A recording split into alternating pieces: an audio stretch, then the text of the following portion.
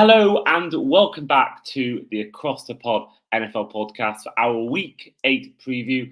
For those that are aware of the elephant in the room, there was no Week 7 review. It was just way too busy of a time. And if you aren't aware, I'm on a flight to Miami tomorrow morning. I'm recording this on a Monday prior to, Thursday games. So it's quite an early recording prior to the games, but that's why we just simply couldn't fit in a Week 7 review. But we've got two special guests with us. Two guests returning to the show to preview this week. First of all, in the green and yellow corner, we've got with us content creator Dan Hanbridge. Dan, how are you? I'm really good, mate. Amazing that you're going to Miami tomorrow. I didn't know that. That would be amazing. Yeah, heading down to Dolphins Cardinals and making a week out of it. So they're from the Tuesday till pretty much Wednesday morning in the UK. So I may have mentioned this before to you, but I've been to 5 Dolphins games, not once seen them win in person. So I'm hoping this time my girlfriend's lucky charm. Hopefully, she's her first Dolphins game. So hopefully, against the Cardinals, hopefully, she is that lucky charm we need. It's a good game to go to. Yeah, I mean, Tua could be back. We'll go to more later on. But yeah, the Tua back. You got obviously exciting quarterback in Kyler Murray, Marvin Harrison, Tyreek Hill, Jalen Waddle, Raheem Mostert, James Conner. The list is endless, so it should be quite. I think both defenses have struggled, so I think it could be quite a good, entertaining game. Yeah. Dan, of course, you first of all had to find the London games, but also, how was you? Obviously, you had an event on most recently on Sunday with both your other half, Lauren, but also Phoebe Schecter. Just how was that experience? Yeah, it was. The overall London games were amazing. Even though we had a Vikings-Bears win, the games are always good just to go as a fan and watch football. So it was amazing. And then yesterday, Lauren and I were really, really lucky where we got to sit down with Phoebe and just had a really good chat just about the NFL in London, how it's growing in England. And I asked her, my one question that I really wanted to get in there was I said to her about how we've now got a lot of guys from the academy going over to really big schools in America and looking like they're going to do all right in the league.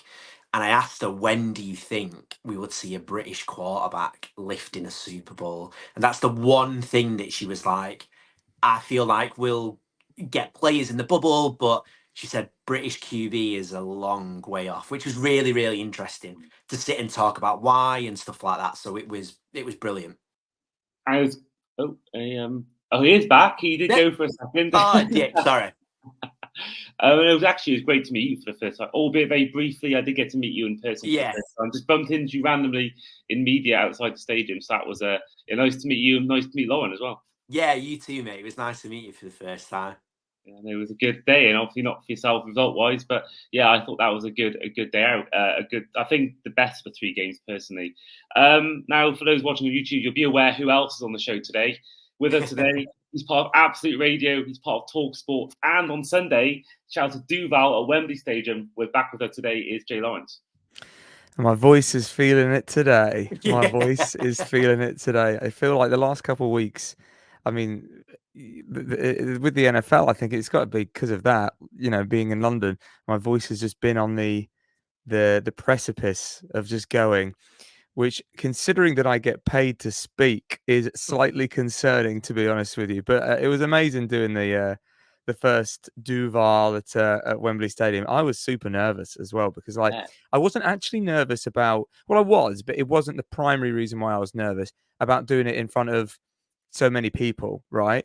What I was nervous about is doing the Duuuval in front of so many people because it's quite a, you got to put your all into it. Do you know what I mean? Like, you got to put your all into it, which means that, as you probably are aware, that like sometimes when you shout or you sing or you try and get that high note, your voice gives out sometimes. So I was slightly concerned that halfway through it would have been like, just a squeak or a very high pitched note or something like that. But I got through that 5 seconds, and it was it was fun. It was fun. I'm really pleased to have done it. It means that every time that someone brings up Wembley Stadium in conversation, I'm going to bring it back to me and something that I've done.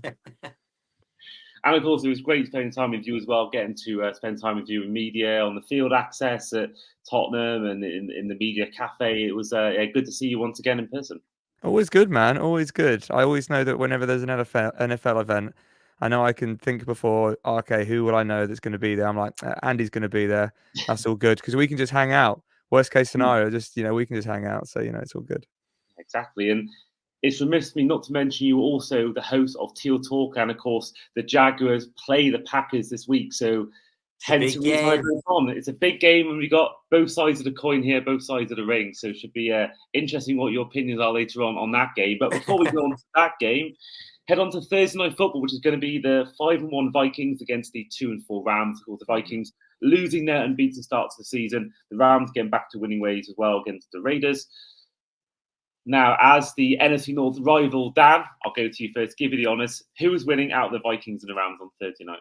So whilst on the way back from London, we was listening to Jay on TalkSport 2, talking about the Chiefs game, and just before then, we was listening to Lions Vikings, and it was such a close game, and I think I myself included was kind of waiting for the bubble to burst with the Vikings. I thought Sam Darnold at some point is going to have that moment, and it doesn't seem to be happening yet. So I actually think the Vikings are going to come away with a big win in that game. I'm going to go for. Yeah, I agree. I've had the Vikings only once actually so far this season for the same reasons you have, Dan. In terms of, I keep thinking that Vikings bubble was going to burst. Yeah. And even the loss they had against the Lions, it was a good loss to have. I mean, they were very competitive. Was it 31-28, something like that last week? It was a really impressive performance. Nothing Darnold threw interception, but then all callbacks through that time. So I think Darnold, for me, I still think at some point it's going to burst, but doesn't seem to be right now. And 5-1, no. Even watching them in that first game against the Jets in London, even like talking to a lot of fans from Minnesota and sort of getting their opinions on it, they were saying that it doesn't feel like the Vikings, and they're just waiting for that bump in the road, but it's not happening yet. And it's for the NFC North, even as a rival, it's exciting because I think the NFC North at the moment is thrilling to watch. So yeah, I'm going to go with a big Vikings win there, I think. And Jay, clean sweep, Vikings? I think it's. I am putting the Minnesota Vikings down to win. Yeah. I also think that just to touch upon the LA Rams as well, they did get that victory against the Raiders on Sunday night. But I mean, the Raiders were they were determined to lose that game. I think it's fair to say. I mean, the LA Rams hadn't scored a point in the game up to 3 minutes left in the second quarter, and scored 14 points in the remaining 3 minutes. And that's just because of mistakes. The last 5 minutes was really just all mistakes from the Raiders, which caused the Rams to eventually get points. So I'm not taking too much from that, to be honest with you. And I think that the Minnesota Vikings, despite the loss against the Detroit Lions, showed what they can do. And I agree with Dan, to be honest. I mean, if I'm Dan right now as a Green Bay Packers fan, I'm thinking this is amazing, but also this is awful, because you're in a division where everybody is looking good. Even the Bears, who are probably on the face of it, probably looking potentially the worst out of the four, they're still looking good. They're still looking good. So it's good in that sense because you've got a lot of fun before you. You've got a really competitive division. It's going to feel good when you win, but also you're going to be. It's harder to actually win the division. But yeah, so no, just to finish that, let's go Vikings clean sweep. I'm presuming that Andy, you're agreeing. Yeah, I got Vikings as well. I mean, all four teams in that division have at least 4 wins. They've all got winning records. You flip that round to look at the AFC in particular. You think about, some teams, are on 3 wins, 2 wins, and they're second in their division. And yet you could be on 4 wins, 5 wins in the NFC North, and you could be bottom. So it's it's a really strong division, and it's always my favourite division. You got the history of Soldier Field and Lambeau. You've got, I always love watching all Barry Sanders highlights. You've got the Skull Chant. It's a really, really cool division, and it's as a neutral, it's quite nice watching that division. Really, not minding who wins that. Moving on to the first of the Sunday games, which is going to be Eagles against Bengals. Bengals 3-4, Eagles 4-2.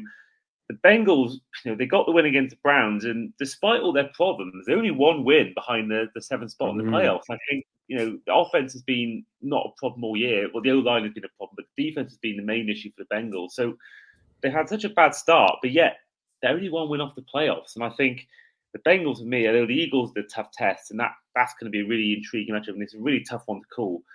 I just think the Bengals, they've had such a bad start of the year, but they're still rolling. They're still winning games, or still getting the yards up, getting points up. They're just the defense will stop them winning playoff games. But I think they could, despite the 1-4 start, it's amazing that they could still make the playoffs despite that. But against the Eagles, I think I'm going to go the Eagles. I think the defense is the problem, and I think the Eagles have had their problems, granted, but I just think that you got Saquon Barkley, AJ Brown, Devontae Smith up against that Bengals team, which has given up a lot of points and a lot of yards. I just feel that the Eagles will sneak this. But Jay, who do you see winning this game? You know how crazy it is that the Cincinnati Bengals are 3-4. Granted that they've won a couple on the bounce and now they're back into it potentially. When Joe Burrow is got a completion percentage of 70.3%, he's thrown 14 touchdowns to 2 interceptions, and they're they've been one of the disappointing teams in the league, record wise. It's crazy, really. I know it's not everything, but to put that into context, Jalen Hurts has 7 touchdowns with 4 interceptions. They're really vastly different, and Jalen Hurts not even been awful. I just think it's an interesting game, this, because it could be a real flyer. There's a lot of firepower, I think, on both these teams if they're all working. I'm going to go against you, though, Andy, but this has really been how I've been going the whole season. It's sort of bitten me on the bum the whole time. I'm going to say the Cincinnati Bengals. I like Joe Burrow. I like Jamar Chase. I like a lot about the Bengals, to be honest with you. Again, they're in a really interesting division in the long term as well, in the AFC North, where there's quite a few competitive teams. But yeah, let's go Joe Burrow and co with the Bengals. Love that pick. Love it. Dan, who are you? I am in agreement with Jay. I listened to TalkSport again last night, and I was kind of talking with Lauren, and we were saying how the Bengals started off so unbelievably poor, and they've crawled it back massively, and that is Joe Burrow and Jamar Chase. And I'm a massive Joe Burrow fan, so I think this is going to be the test, though. I think playing such a strong Eagles team, if they can just overcome this, they're in the playoffs. No sort of ifs or buts, but I'm going to take the Bengals as well. I think they beat the Eagles. I did see you actually did a day on Jay's video saying that if the Packers were no longer a team, you'd pick the Bengals. So I would. It's I started kind of watching college football when Joe Burrow and Jamar Chase were at LSU and he won the national championship. And I was like, that was my sort of introduction into college football. Then when he went to the Bengals, it was one of those teams I always had a little bit of an eye on. So yeah, they would be my second team if the Packers didn't exist. Yeah, I'd go Bengals. I'm not mentioning who my team would be if the Dolphins were no longer. I think that would kick you off the podcast if I mentioned who my team might be if the Dolphins were no longer. I'll keep Bear that down, eh? Bear down, eh? Yeah. Awesome. Moving on to the team the Bengals beat in the Cleveland Browns as they host the Baltimore Ravens. This, for me, is arguably one of the easiest ones to pick of the week. Deshaun Watson playing, guaranteed win for the Ravens. Him not playing, guaranteed win for the Ravens. I think the Ravens, for me, would be my pick to win the Super Bowl from the start, and I'm going to keep with them. And I think you've got Lamar Jackson, Derrick Henry, and that defense are just going to, I think, give the Browns tremendous problems. I think Nick Chubb, I think he could be the one thing that could keep the Browns in this game. I think he's back now. He scored a touchdown last week. Whether he's back to his full self, I don't know. He's only been playing 1 week so far since week 2 last year. But I just feel like this Ravens team is just way too strong for this Browns team. So give me the Ravens. Jay, Ravens or Browns? I'm going to go Ravens, but I think the Browns are more likely to win now that Deshaun Watson isn't playing, to be honest with you. I think that 1-6, yeah, Cleveland Browns, not a good team. But Deshaun Watson hasn't been good this season. Jameis Winston does have a little bit of fight in him, and I think that he could make this more competitive than you think. That said, it's still a Baltimore Ravens win. I was surprised when I saw Watson go off. I assumed we'd see Winston, but it was Thompson Robinson that was there. And that surprised me because I always assumed that if Watson ever was benched for his poor performance, I assumed it'd always be James Winston. But now I see DTR turning up under centre, and that took me by surprise. But I mean, even last year, they won. Obviously, Joe Flacco got them there, but Thompson Robinson played a few games last year, did okay. So yeah, it's because Winston was on the inactive list before the game, so Dorian Thompson-Robinson entered the game instead of Winston. I don't really know why that happened. Basically, so basically, if he was injured at any other point before today, Winston would have come in, but DTR did. I don't know. I do not know. So he was the emergency third quarterback essentially, because they've put that rule in. Yeah. So I don't know why, but he did end up actually playing that game. And then finally, Dan, over to you. Who's winning this game? It's the Ravens, isn't it? But I would like to make a bold prediction. If there's anybody from the Green Bay Packers that are listening to this podcast, the Ravens beat the Browns. We offer the Browns Malik Willis and a second round pick, and we'll take Myles Garrett off your hands and give him a shot at the playoffs. That is what should happen after this game. Because let's be honest, Malik Willis, when he was playing, was unbelievable for the Packers. The Browns need a quarterback. Deshaun Watson has not worked out, so let's hopefully the trade is in place by the end of that game. That would be the most ridiculous. I would. No, that is not happening. That is not. I mean, with the Packers, wish we're not going to get fulfillment. anybody in free agents there, but wouldn't Oh, you cut out again. There we go. Sorry. We understand what you're saying. That would be amazing for the Packers. It would destroy the Browns fan base even more. Cleveland, the whole of Cleveland would never leave their house again. I do think though for him, like he's got to at some point think about trying to get accolades, because right now it seems like the Browns are as far away as they have been in years of winning a Super Bowl. And I think same as Max Crosby. I know he's got a Raiders tattoo, but I think he as well. Saying that, he's born in Michigan, went to a Michigan-based college. I think with Hutchinson out for the Lions, I think they would be remiss not at least try and trade for him, because if they can get him as a replacement for Hutchinson, and then when he's back as well next season, whenever he's back next year, that'll be a phenomenal defense. But that's a move. I think if the Lions can make that happen, they're the dominant force in the NFC North for a very, very long time. But yeah, he went to school in Michigan. There's rumours that he's a Lions fan. It's on the cards, I think, but it's just if they can make it work. I think for a team like that, who's in their window right now, in their sort of win now mode, that's the kind of move you make as a team who goes to win. So if you make that transition, I think Hutchinson not being able to be, I think that could be the thing that cost them in the playoffs. Yeah, if you get someone like Max Crosby in, who it was my pick for Defensive Player of the Year start of the year, who is an amazing defensive player. Mahomes called him the most toughest opponent of his career so far. I think you get him in. I think the Lions could well be NFC favourites. If they aren't already, get him in. I think that would be an absolute game changer. Speaking of the Lions, actually, they're our next game. Of course, Dan, you are a closet Lions fan, same as Lauren. Of course, they play the Titans at home. Dan, we'll go to you first. So a big shout out to Detroit. You've been very kind to us. But it's go Pack, go all the way, baby. I was very lucky to watch the Packers against the Lions 3 weeks ago, and they were probably one of the poorest teams I've ever seen play live. And we've seen a lot of bad in London in the previous years. I think the Lions are going to absolutely destroy the Tennessee Titans. I think that is going to be an absolute whitewash, I think.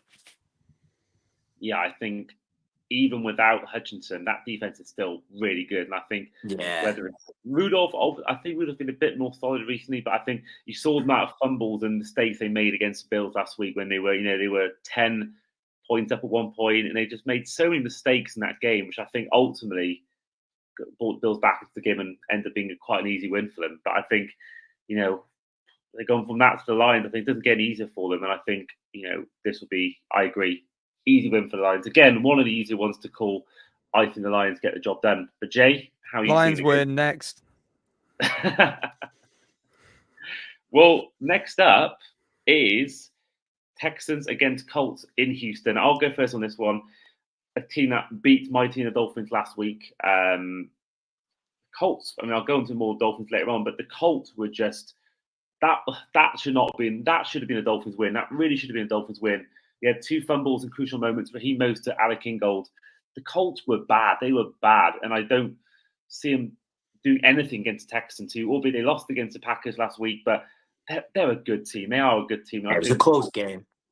Yeah, it was. And I think the Colts are just really bad. I think Richardson is a project, but I don't think he right now is going to win you games or win you a lot of games in the short term. And you look at elsewhere on that field for the Colts and receiving core. For me, apart from Pittman, fastest to deceive.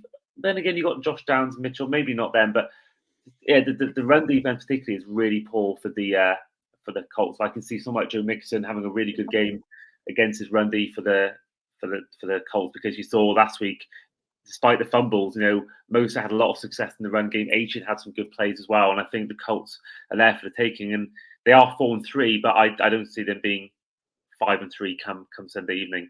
Dan, Colts or Texans?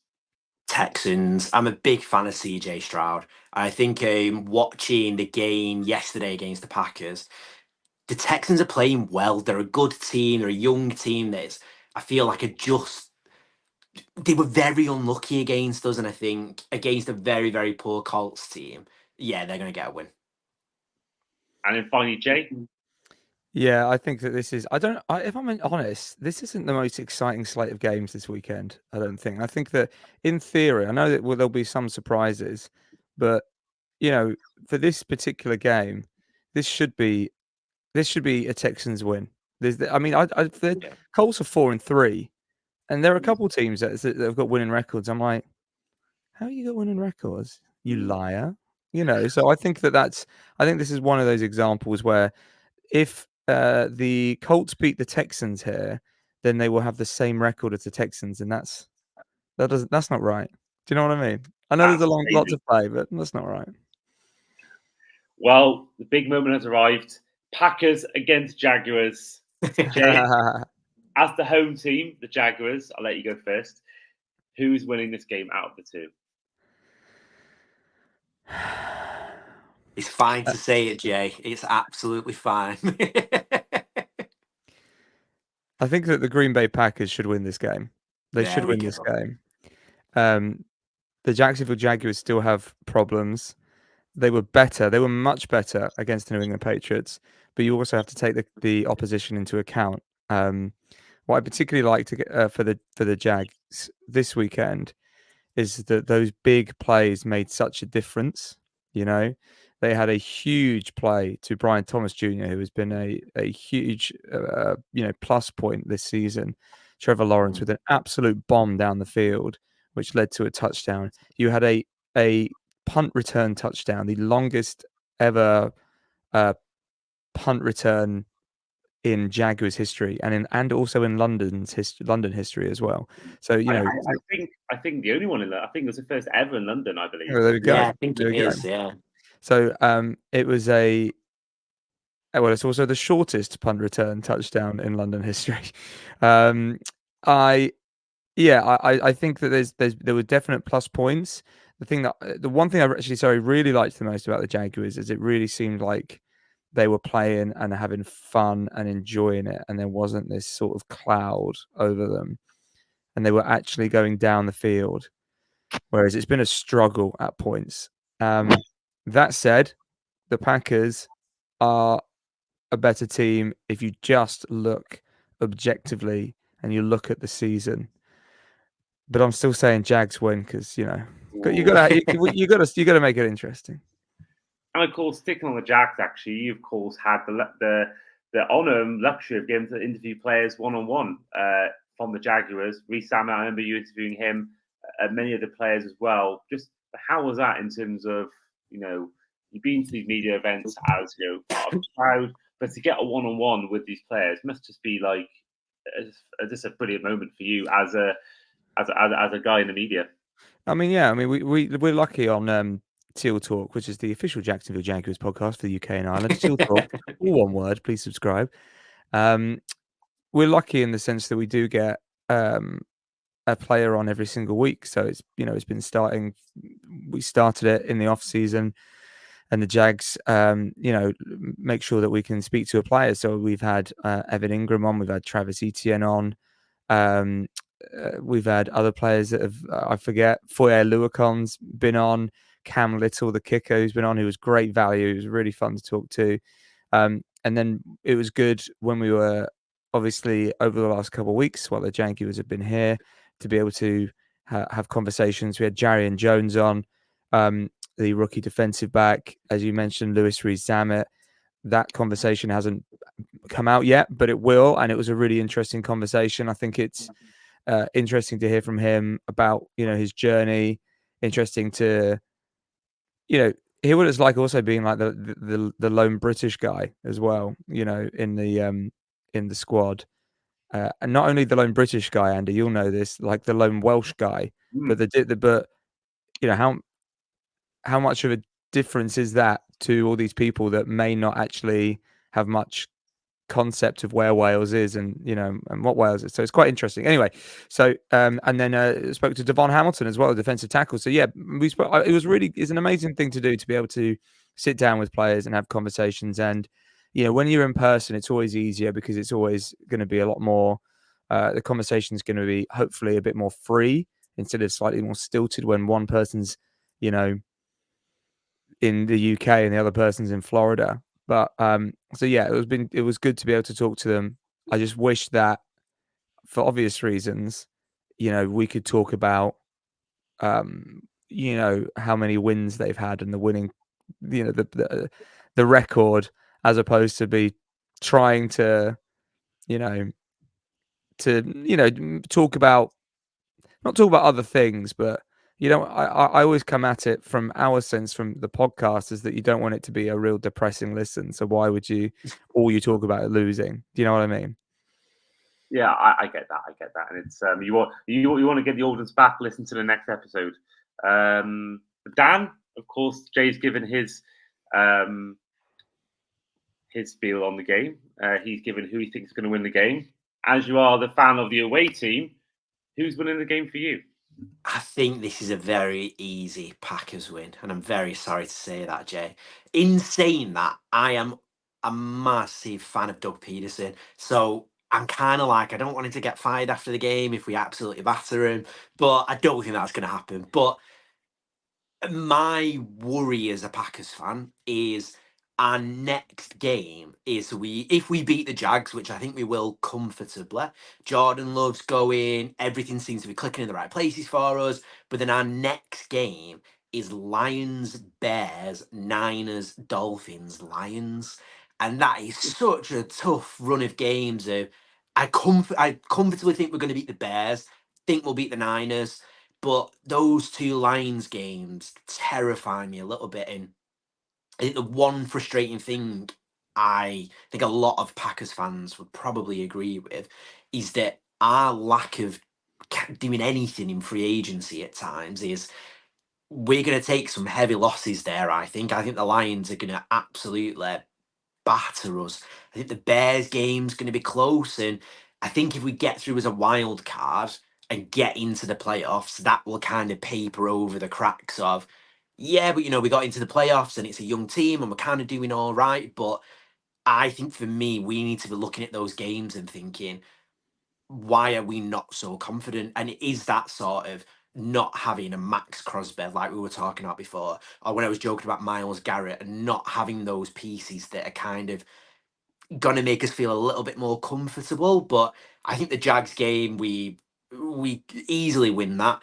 But I think the next couple of games are a massive, massive test for us. But yeah, it's a dodgy one, I think, being a fan, because I do think we'll get into the playoffs. But I think when you look back at this run of games, that's going to be the true sort of test of where we actually are.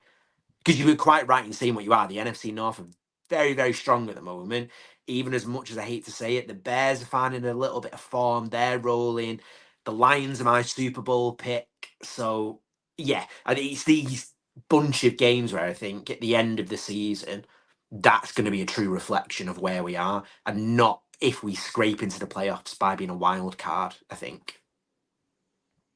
So I said it before in this podcast, most weeks, I love the Packers, what they're doing. I love the coaching. I love particularly the receiving core. I think it's fantastic. And I think, I genuinely think you guys, I had you as this may come across a bit of a shock here. I had the Packers winning the NFC in my preseason predictions, because I just felt like where they are right now, you got so many young players on so many rookie deals and so many cheap deals. it's all like the time is now. Whereas Jordan Love's just been paid, that's going to come into fruition next year in the cap race. I think obviously I think the Lions winning the division, but I had the Packers making the Super Bowl as a wildcard team. So I just feel like we saw Jordan Love in one playoff game against the Cowboys deliver when it mattered in the playoff game. So I think, and almost beat the Niners in that division. So I think this Packers team, I'm a big fan of what they're doing, and I've got the Packers winning it. I don't see any way the Jags. If I'm honest, I don't see any way the Jags win this game. And I think Jaden Reed for me is an absolute dog. He really is. And I think Jacobs has surprised me. He's been fairly good this year.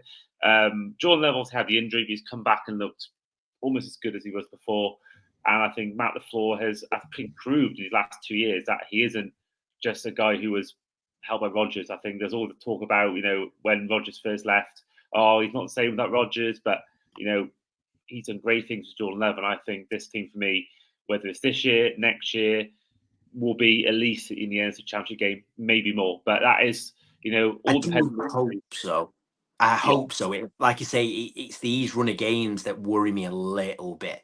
I think this is going to be the big test of what we need and where we are in, what we need to do to get to the NFC Championship. Because I hope so, but I think the strength of the Lions at the moment is nuts. It's quite envious to see that that squad that they've got and everything, all the pieces are fitting into place that I do slightly think we have got a lot of catching up to do with them, I think. So Jay's had to go. He's had things beyond his control, means he can't be here for the rest of the episode. So it is me and Dan leading the way. I think it was the thought of a huge Packers win against the Jags that scared him off a little bit. So he's had to go. Or maybe it's just the whole Saint situation. Maybe it's just getting depressed, and that was coming up in the next few days. Maybe he was just he couldn't handle it anymore. Well, next up is my game of the week. A game I'll be going to, Dolphins against Cardinals in Miami. Very excited for that. My second time ever at Hard Rock. Looking forward to a lot. There's a fan club weekend event going on the Saturday. There's fan clubs from Germany, Mexico, obviously the UK, so cool. America. And I remember I went a couple of years ago and it was a really, really cool event. Bo Camper's Bar, which is named after the infamous Kimbo Camper, part of the legendary 72 Dolphins team. I'm so excited. I mean, it's our first holiday abroad as a couple, though, me and my girlfriend, so it's very exciting for us as a couple.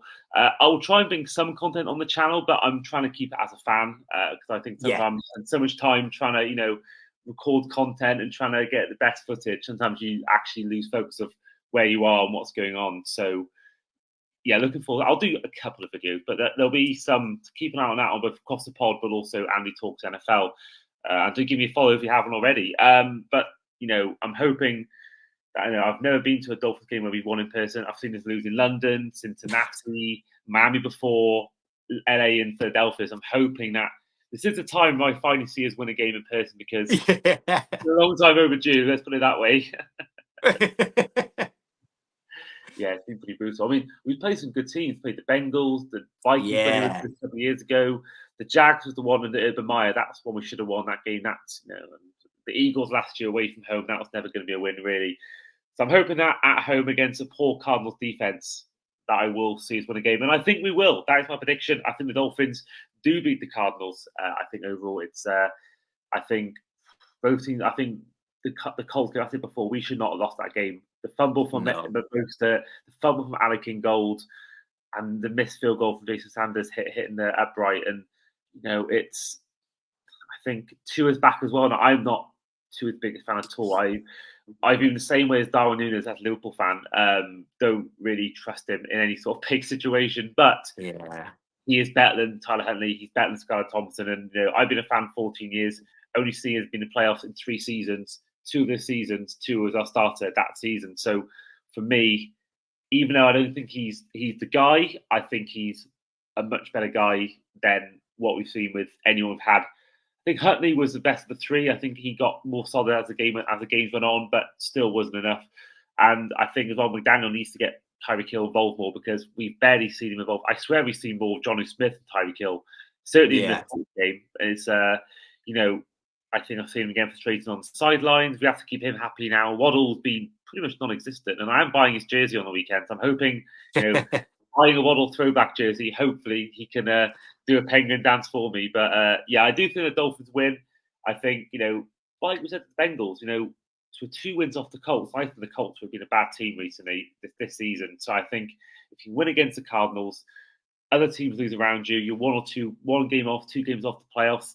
It's not over. We've got a tough second half of the season. We've got the Browns, Niners, other teams as well. Bills, we've got to play them in a few weeks. But, I think if we win this game against the Cardinals, I think this could be the one where it turns our season around. With Tua back, if he's the same quarterback, that is, I think, this should be hopefully a game where I finally see us win in person, but also the game where our season turns around. Dan, who's winning this game for you as the neutral? I think, because I don't want to jinx you, Andy, and I want you to have a very good holiday, I'm going to go with the Dolphins win. Thank you very much. The interesting story as a neutral is I am in agreement with you on Tua. I think when we were talking about the Lions are in that bubble at the moment, the Dolphins are in that bubble. They've got that squad, they've got weapons, but I would hate it as a Dolphins fan if I was a Dolphins fan, to look back on that bubble and think we never got there because we put all the money on Tua. Because I agree. I don't think he's ever really shown anything to make him a sort of, he's going to drive you into the playoffs, he's going to win a Super Bowl. And I think on a human level, like the injuries and the concussions, I was talking about it with my friend a couple of days ago, where we were like, he shouldn't be playing football. It's worrying, I think. And I think he must be going into games with that worry in the back of his head, just on a human level. And I hope they win for you, but I do think if they want to achieve what the Dolphins should be achieving, it isn't with Tua. But I mean, you can have Malik Willis. We'll throw Malik into a trade, and we'll take Tyreek off your hands if you want him. There's no chance of that. I feel like I'm going to be flogging Malik Willis to everybody just to make the Packers a little bit better, because he was a very good quarterback for us. So I think you're going to rob some team buying, because some teams are going to see that and go, right. I think like the Raiders, for example, might see. I agree. And but I think he's done well because of the coaching, and I think the players around him. If you put him in a bad team with bad coaching, which I think is happening with the Raiders, especially now with no Adams, I think he would struggle there. I think the reason why he held the Packers was because he had a solid team, a solid coach, and I think that's been, I think same with Sam Darnold. Sam Darnold and Baker Mayfield. They had good head coaches, made their best parts of their careers. So, it's certainly, I would take Willie Willis, but then I'll take him over Scarlett Thompson, over Tyler Huntley and all that. So absolutely, I just think as well, like, part of the thing with like the game is that you get injured in your rookie year, second year, you've got no money really to live on. Whereas he's already got a second contract, he's already got guaranteed money coming in. I know he could void that, but even without that, it's still like $100 million, and that's more than enough. I'll take that any day of the week. And I'd take a quarter of $100 million. Absolutely. I think that's the thing. Like, surely he's thinking, well, I've already got my money. Obviously, I realise he said he wants his kids to remember him playing, but if he can't remember it himself, then really, what is the point? And that is the sad reality of it. And it's going back to the football point of view. I just don't think I've seen any big game, apart from maybe the Ravens game where we came back from a big deficit, where he's actually done it when it matters. You think of any sort of Bill Gibbs on the road. The Bills game in Week 18 last year. There was a Titans game late on in the season in his first year. Obviously, a Titans game we had, which still holds me from last year, where we should have won that game, would have won us the division. That could have changed everything. And I think that will be, I think, you talk about looking back on the window, I think that will be the game, I think, where potentially look at the window closing, or maybe because ever since that point, injuries happened, then we lost in the playoffs, and this year's been terrible. So I think the way it's going, and the way I think it's going with Tyreek Hill, probably not there for longer than a year. I think we could look back at that game in 5 years' time thinking, what if he won that game? Which, I love Nashville. So, shame that Titans bring me heartache, but that is sadly the way it is. And I'll always, I can't ever watch back that Gerrard slip game against Chelsea 2014. I just can't. Same thing with the final day in 2022, and I don't think I could ever watch that Titans game back last year. I don't think I can. I think it'll be too heartbreaking for me because that game should have been won. Really should have been won, and that will haunt me forever. I think until we win a playoff game, that is, which I'm still waiting for in 14 years.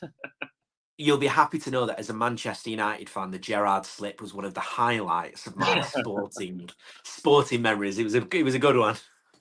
Well, to counteract that, one of my highlights was seeing Aguero's goal against QPR. Yeah. Moving on to a game I always hate watching, Jets against Patriots. A bit like watching Man U against Man City. Dan, we'll go to you first. Patriots or Jets? I'm going to make a bold statement that the New York Packers are going to be beaten by the New England Patriots. I firstly, as a Packers fan, like Aaron Rodgers is the GOAT. He's Devontae Adams. He's one of my favorite ever Packers players. But that whole Packers bubble in New York is crazy, like crazy. And it was the late game last night, wasn't it? So I was watching the highlights this morning, and Rodgers looks good, I think. And I know a lot of people might disagree with that. He looks good, but they just can't win. Like it's mind blowing that he's still, for me, one of the best quarterbacks in the league. If I could put a dream team together of a team that I think could win a Super Bowl, Rodgers would be my quarterback. But whatever is going on in New York, they cannot click at all. And I think Devontae Adams is one of those pieces where they're expecting everything to change just because Devontae Adams is in the building. I don't think it will. It's crazy, I think. So the Jets are probably going to win, but I'm silently wishing that the Patriots are going to beat the New York Packers just to make me feel better about Adams going to the Jets.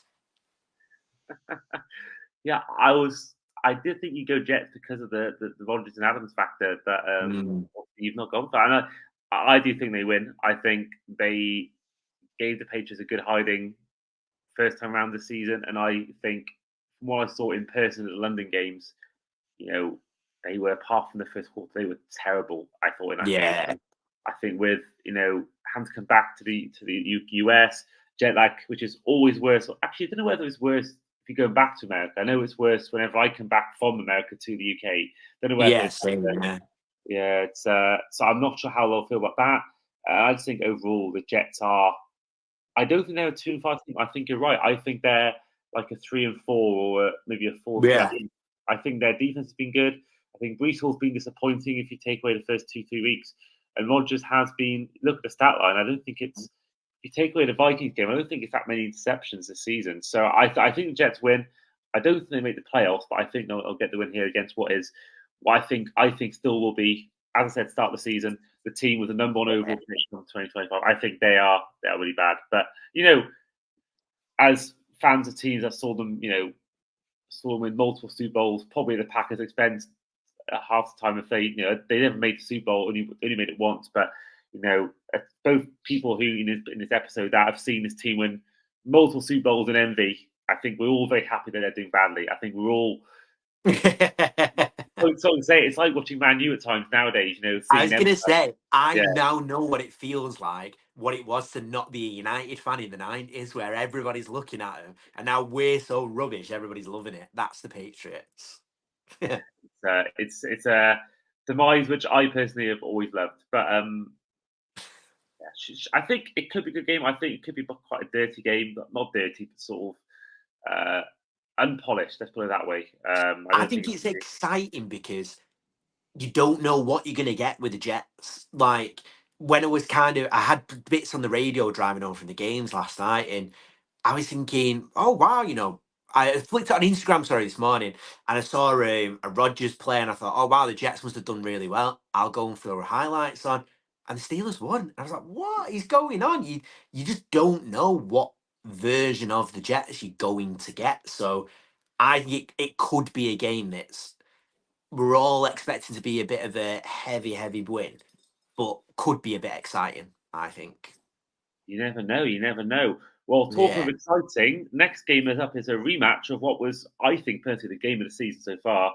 Falcons Bucks, part the final lot of the early slate, which actually is at 5 p.m., not 6 p.m. It's the clocks go back this weekend, I believe, in the UK, and as a Yeah, they result, do. 5 p.m. rather than 6 p.m. So you get games early this week. So you get an earlier start to the NFL, and what a game this is. I mean, this was a hell of a game last time. Kirk Cousins had over 500 yards. I think it was 509 yards. You know, an amazing overtime thriller. And what I don't think will quite hit the heights this time. This is actually a really hard one to predict. Yeah, same. You know, I'm going to go for a real lazy answer. I'm going for the home team. I'm going to go for the Bucks. I think it's in a game like this where I just can't side. You know, the Falcons were obviously won that game last time, but they were beaten fairly convincingly by the Seahawks. And the Bucks, you know, they got their win. I forgot what the scoreline was. Did they win last week? My mind's gone blank. You could tell I was busy. Oh, they're playing tonight. Yeah, of They're course. playing tonight. Yeah, they're playing tonight. We're filming this, of course, on a Monday due to what I said before about Miami. So they're playing the Ravens tonight. Yeah, that is a game. That is a game and a half. Bucks Ravens is a hell of a game. I think that's an amazing game, and I think maybe you could argue maybe having an extra day less rest may go against the Bucks, but I'll give them the win because they're at home. But you know, it could go either way. But Dan, how are you seeing this game? I agree. It is a very, very tricky game to predict this one, but I am also going to go with the Bucks. I like this version of Baker Mayfield. This is one of those teams that I've just enjoyed watching. Even as a neutral, if there's a Bucks game, I'll stick it on and I'll just watch it.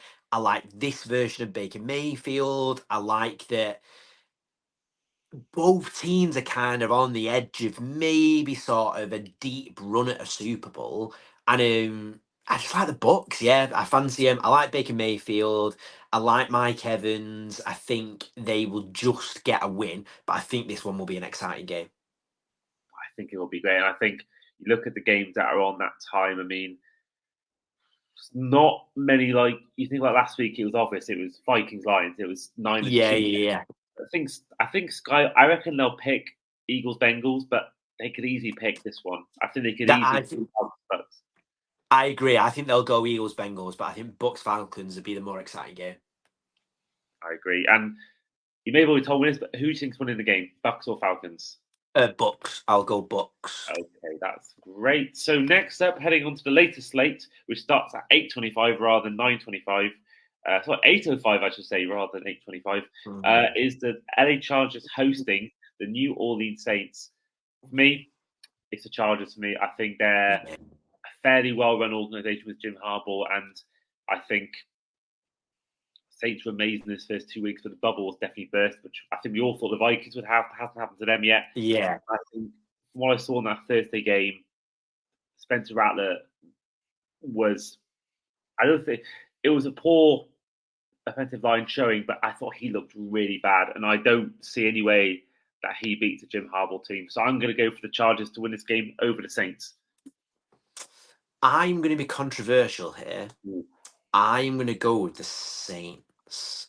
Only because I feel like I haven't really picked an underdog team yet. And I feel like if there's going to be a game where maybe there could be a little bit of a swing, it could be this one. I agree that Spencer Rattler over the weekend was absolutely abysmal. But when he played pre-season, he got some pre-season snaps. He looked good. He looked like he was taking command of the offense. He was playing really well. So I am going to go with a Saints underdog win here. And I think we will get a different version of Spencer Rattler. I'm going to put it on the line right there. Well, I did that last week, and I made a mistake of picking the Giants beat the Eagles, which I'm now going to go very safe this week. In fairness, if you were to speak to me next week, I would probably be in the exact same position. But I just feel like the Saints are one of those teams, aren't they, where I feel like you always kind of go, they're not really going to do very well or whatever, and then they end up doing all right. But I'm just looking at, I just Googled it online, and it could be Derek Carr or it could be Spencer Rattler next week, which would make it very, very interesting. But I'm still going to go with the Saints win. Okay. So next up is a tasty game. I think Buffalo Bills go to Seattle. You could probably say the Canadian Bowl. You could say in this game, the two nearest teams. The 5-2 Bills, 4-3 Seahawks in Seattle. I'm gonna go Buffalo Bills. Even though the team have caused me a lot of pain in my 14 years being a fan. Particularly the last 3 years, I'm a big fan. I think Josh Allen is a fantastic quarterback. I think look at his physique and his arm talent. It's the perfect quarterback. He's the perfect size for quarterback, perfect sort of physique weight wise, and then his arm talent is for me personally. You'll love this answer. I think he is Brett Favre 2.0. I think he's got the carelessness of the ball, the arm talent, and I think like Favre, I think one day we could see him eventually do it towards the end of his career, maybe win that Super Bowl for the first time. I think he is the nearest thing I've seen to Brett Favre because of those turnovers as well. I have always shared the opinion of Josh Allen is the perfect Packers quarterback that doesn't play for the Packers. And I was speaking to Phoebe about this yesterday because I'm a Joe Burrow fanboy. I love him. I think he's such a good quarterback. And I was talking to Phoebe about Josh Allen and her first opinions on it. And I was saying that to play in that cold weather and the arm strength and some his previous link-ups with Stephon Diggs and the exciting new link that he's got with Amari Cooper, I was like, I would love to see him in December at Lambeau just to see what he could do because I think he would be amazing. And I agree. I think it's just a shame that maybe that window for the Bills is kind of slowly closed the door a little bit. But I love Josh Allen, and I agree. I think they'll beat the Seahawks. I think with Amari Cooper there now, maybe it might be opening up a little bit more, stretching out. Yeah. I don't think they get past the Chiefs. I don't think they get past the Ravens. I don't think they'd. No. I still think that year when he lost to the Chiefs in that divisional round thriller in 2020, I think that was their year. I think that was their year. 100%. Yeah. And I think sadly for them, I mean, I got friends in Buffalo, and I've been when I was in a tailgate last year with the Bills fans. That was one of the common trends. Was that that was the year. That was the year. I think last year was the year. I think they almost beat the Chiefs, of course, the wide right from Tyler Bass. I think last year could have been it. I think the way the Ravens played in that championship game, I think that the Bills could have made the most of that and capitalized on it. But no, I don't think they'll.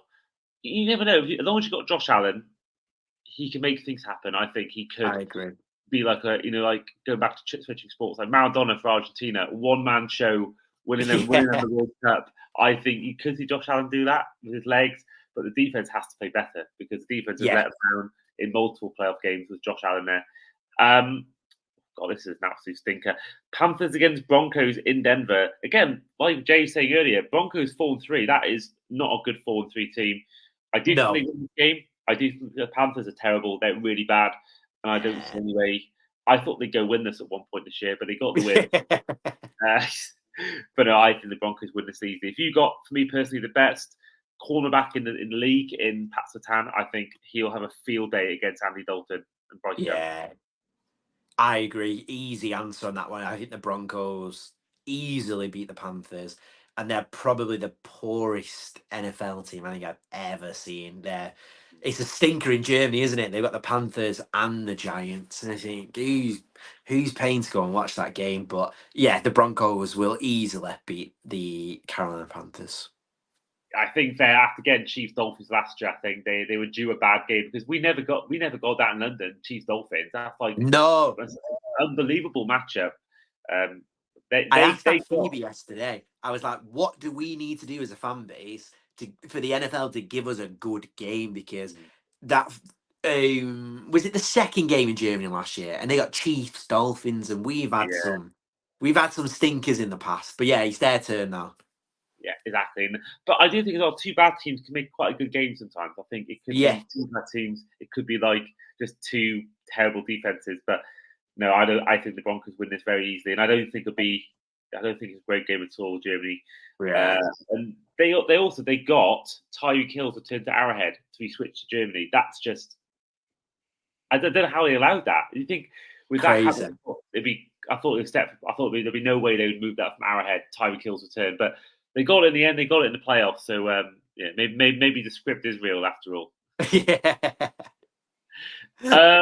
Talking of the Chiefs, actually, they're our next game as they take on the Las Vegas Raiders. I think this is prime for an upset. I think this game it just screams of of a Chiefs loss, because the Chiefs have these tendency to lose these games. You saw last year, Christmas Day, Raiders beat them, but I don't see it. I don't see the Raiders beating the Chiefs. They are at home, but even so, I don't believe they will. I think the Chiefs win this game, and yeah, I think easy win for them. Same for you, Dan?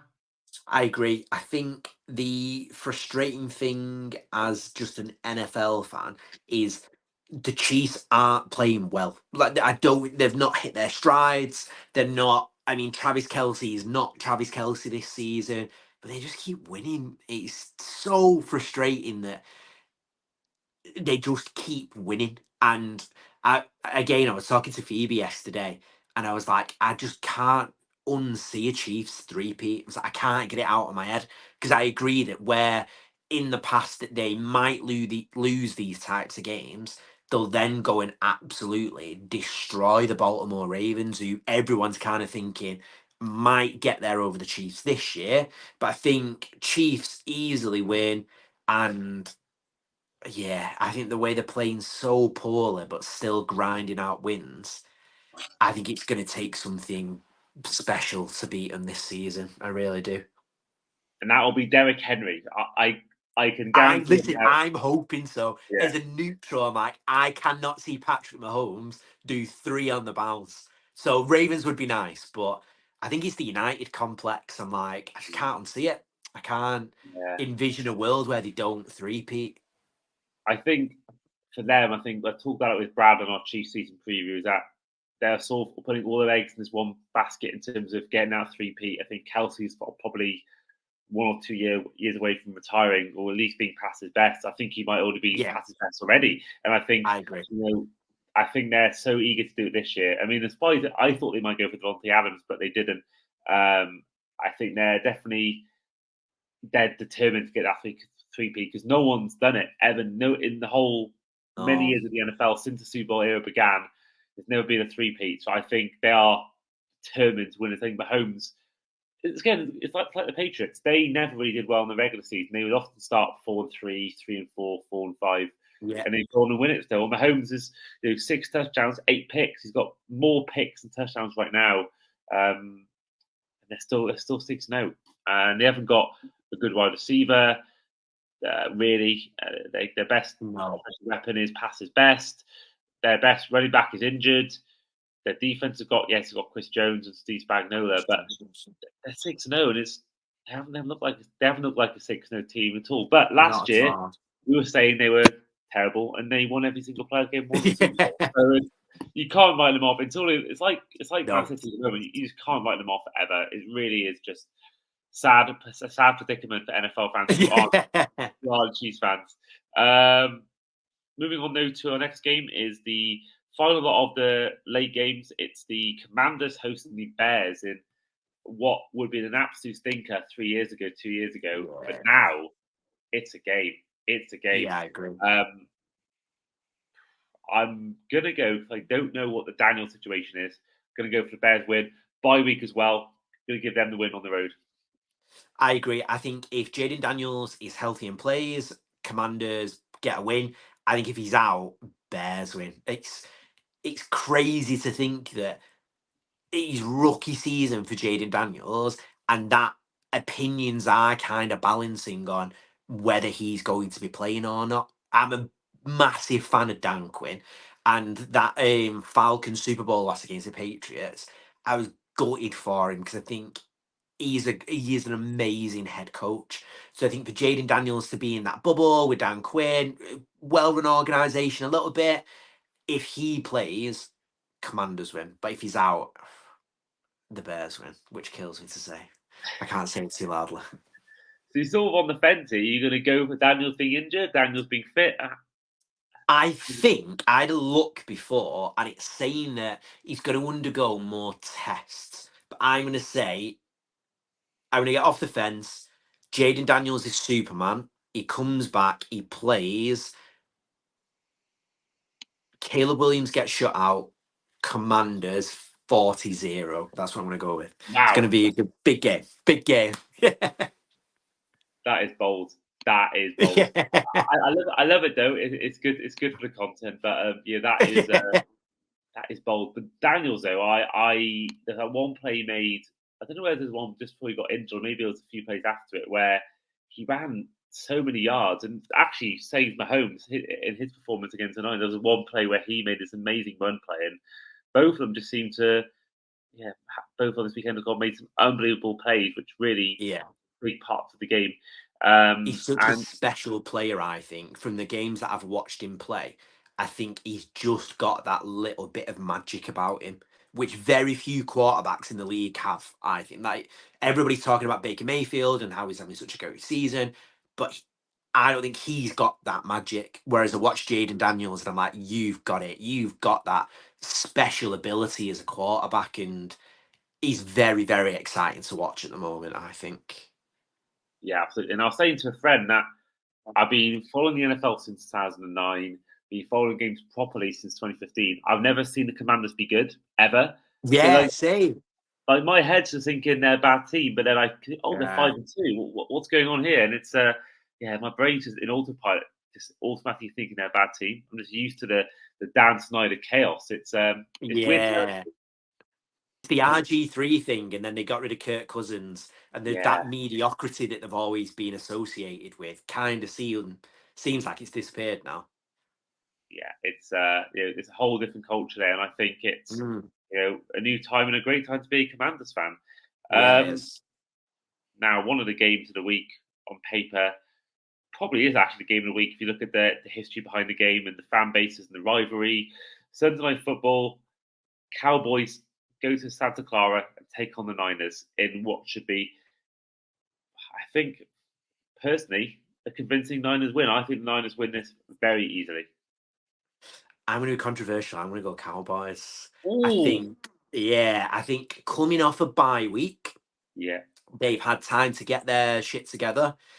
The Niners against the Chiefs never got anything going, I don't think. They don't look like the team that were in the Super Bowl last year. And I saw a clip early this afternoon of after the game, Brock Purdy was sat in the locker room and Kyle Shanahan was apparently like lecturing him for a good 20-30 minutes, and Purdy just sat there, never said a word. Shanahan left, and then that was the end of it. And now the Niners media team are trying to put everything back in place. Go, no, it was just a conversation. But you can see the pictures, and I'm like, that does not look like a great conversation at all. So I think they're in a little bit of disarray at the moment, and they don't look like the team that were in the Super Bowl last year. So I think only because of that, the Cowboys might come in and sneak a win, I think. If you think as well, maybe the Cowboys aren't looking good themselves. I mean, they're 3-3. They had a big loss to the Saints. The Lions. They're on a bye week, so that could go in their favour. I think the Cowboys have been as underwhelming, definitely more underwhelming than the Niners have. I think they've been extremely poor this year. And I know they've won 3 games, but I don't think it's been that good at all from them, really. Especially the run game's been dreadful. I mean, there was one game where their lead rush had 25 yards. I think it might be the Lions game. That's just... Yeah, it was the Lions game. That's just unforgivable for me. That's just unforgivable. You can't have a game when we want to win Super Bowls and you running backs running 25 yards. It's just, for me, it's just insane. Yeah. I agree. They've not been great, but I don't think the Niners have been the Niners. They haven't done what you expect the Niners to do so far, and I think that little bit of a bye week might just help the Cowboys a little bit. But I'm going all in. I'm going to go Cowboys win. I think it's going to be a close game, though. Right, finally, Monday Night Football. Who the hell keeps putting Giants games on prime time every year? All the time, and they've never been good. apart from that year with OBJ's rookie year. Literally, I get the Cowboys because they're America's team, but are the Giants that pop? Is it because of the New York thing? I I don't don't know. get it. And like every year you get Giants Cowboys. Every year you get Giants Cowboys. No matter how bad the team is, how good they're doing, always get. So this is the game. They're taking on the Steelers in Pittsburgh. Of course, you were on Sunday Night Football. Yeah, Last night at 3 a.m. this morning. I think I've not seen highlights yet. It's very rare that I do these previews without having seen a game. yeah. But I think from what I read and what I saw stat line, I will watch it later on. Russell Wilson was really good, so I'm going to give them the win over the Giants, who were extremely poor against the Eagles. I agree. I think I watched the highlights from the New York Packers and the Steelers this morning, and the Steelers look good, but I do also think it was the mediocrity of the New York Packers of why the Steelers look so good. But the Jets, not the Jets, sorry, the Giants are in a hole at the moment, aren't they? They must be regretting that Daniel Jones contract so much because, I mean, we were talking about Tua and maybe not being the guy. I don't think Daniel Jones has ever shown any sort of traits of being the guy, but they're all in on him now, and it is what it is. But I think the Steelers win. The Steelers easily beat the Giants. There must have been some sort of regret in the front office when they're watching Saquon Barkley running all over them last week at MetLife, and I think when they looking back, the decision to choose to pay him over Barkley just seems crazy now. And even that year he had, which got him the contract, it was something like 19 touchdowns, 12 picks. It wasn't even like an amazing season, really. No. It just looked good because he'd been so bad before. It just looked better because they're like, oh, he actually isn't playing too badly. But this season's been terrible once again. And the stat line says he's been quite good. He's not that many picks, but if you watch him in a game, it's just been absolutely dreadful. Those stat lines can be so what's the word? Like so tricky because the stats look great, and then like you say, watch a game because the stats might be good, but when you're watching it, it's like paint drying. He's not shown any flashes of anything, I don't think. No, I totally agree. But that is where we'll end the podcast for today. So we have gone for in total 7 different winners. So we've both gone for wins. Well, and Jay for the Vikings, Ravens, and Texans, and me and Dan have also gone for wins for the Dolphins, the Bucks, Bills, Broncos, Chiefs, and also the Pittsburgh Steelers. Whereas I went for a win for the Eagles over the Bengals. Dan and Jay both went for the Bengals. But me and Dan went for wins for the Lions over the Texans. Jay went for the Texans. That is wrong. Sorry, my bad. Who are the Lions playing? My mind's gone blank now. That is terrible. The Lions are playing. All easy, isn't It it? is. Excuse me, I just turned my laptop off. Titans. So Titans. Yeah, they're playing the Titans. My bad. I didn't write that down. So both went for win for the Titans, but all three of us went for wins for the Texans. Whereas myself and Dan went for wins for the Packers. Whereas Jay went for the Jags. I went for the New York Jets over the Patriots. Dan went for the Patriots. I went for the Chargers. Dan went for the Bucks. So I went for the Saints. And then I went for the Bears to beat the Commanders. Dan went for the Commanders. Finally, Dan went for the Dallas Cowboys to beat the 49ers. I went for the 49ers. So there we are. That is the end of our Week 8 preview. Mad was saying Week 8 already. That is a really... Every year it goes quicker. But first of all, Dan, thank you for coming on. No worries. Thank you for having me there. I really enjoyed that. And I think even just listening back to you saying those predictions, the exciting thing about the NFL is it really is unpredictable. And there's going to be a team in there that kind of none of us have even considered that is probably going to have a very, very big win, which is exciting. Yeah, it is totally. And don't forget, of course, Dan, if you haven't already followed him on socials, do follow him at Dan Hanbridge. We'll tag him in the socials when it gets released. And also, Dan has got a podcast called Staff Deluded. Did a great one with Drew Cave recently, an episode on there. Has some great debates with Finn. Dan, first of all, has Finn picked an NFL team yet?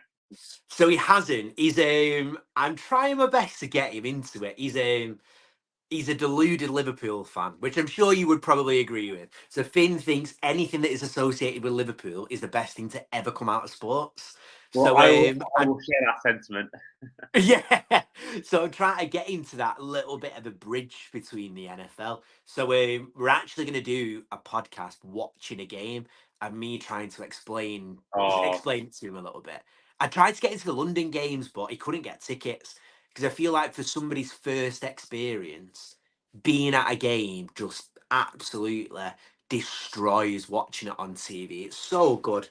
But I'm going to try and get him to be a Packers fan if I can. well, we have to keep us updated as to how he gets on and let us know Yeah. what the latest is. And yeah, don't forget to follow that podcast as well. Do give it a like, a share, follow, subscription.